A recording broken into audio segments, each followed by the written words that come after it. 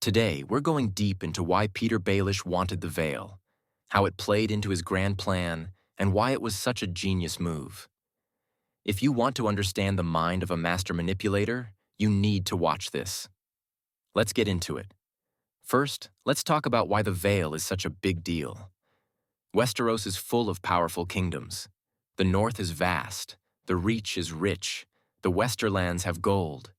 But the Vale? The Vale is nearly impenetrable. Surrounded by mountains, protected by the Bloody Gate, and crowned by the Eyrie, one of the most defensible castles in the realm.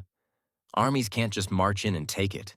If you control the Vale, you hold an almost invincible stronghold. But it's not just about defense. The Vale was one of the few regions untouched by the War of the Five Kings. While other houses were bleeding men and losing resources, the Knights of the Vale were fresh, strong, and waiting to be led. This gave Littlefinger an untouched military force while the rest of the realm was in chaos. Then there's the wealth. The Vale has fertile lands and powerful noble houses. It's not the Westerlands in terms of gold, but it has strong trade, agriculture, and most importantly, stability. Unlike the war-torn Riverlands or the divided North, the Vale wasn't suffering. This gave Littlefinger a powerful base to work from, with resources he could use to fund his greater ambitions. And politically?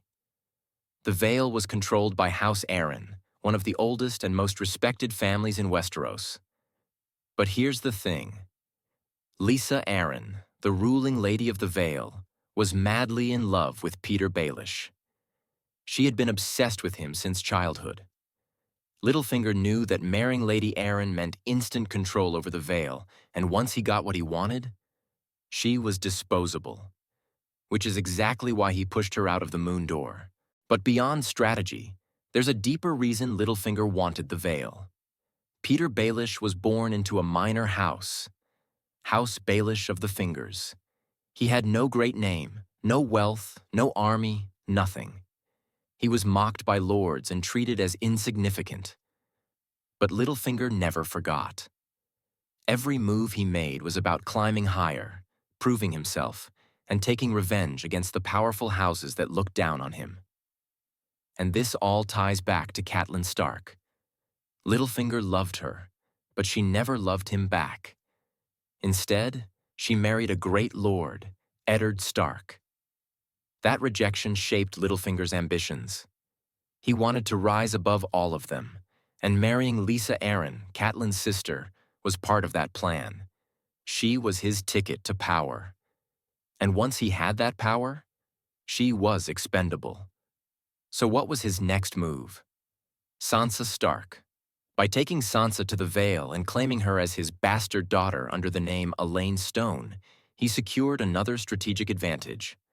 Sansa was the key to the North, and Littlefinger knew that controlling both the Vale and the North would give him a claim to half of Westeros. With the North weakened and leaderless, after the Red Wedding, he positioned himself as Sansa's protector, knowing she was the last Stark with a legitimate claim. Think about this. Littlefinger now had control of the Vale.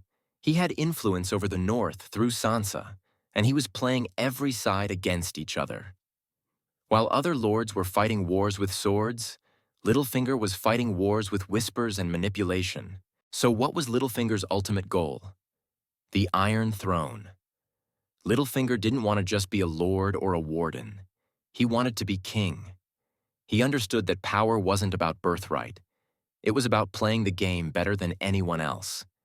He climbed from nothing to being the Lord of Harrenhal, the ruler of the Vale, and the most dangerous manipulator in Westeros. His next step was to use the Vale's army and his influence over Sansa to rise even higher. But here's where he made a fatal mistake. He underestimated Sansa. He thought she was just a pawn, but she learned from him. And in the end, he played one move too many. His lies, his manipulations, and his betrayals caught up to him, and Sansa turned the game on him. The Vale, the North, and all his power crumbled in an instant. And with one simple sentence, "You are accused of murder. How do you answer these charges?" His game was over. So why did Littlefinger want the Vale? Because it was the perfect power base. A stronghold that couldn't be taken, an untouched army, and a region rich with resources. But more than that, it was a stepping stone. Littlefinger never played for small wins. He played for the throne. And for a while, it almost worked. But in the Game of Thrones, you win or you die. And even the best manipulators can't escape the consequences of their own schemes. What do you think? Was Littlefinger the smartest player in Westeros, or did he overplay his hand? Let me know in the comments. And if you love deep dives like this, don't forget to like and subscribe. More epic content is on the way. Thanks for watching.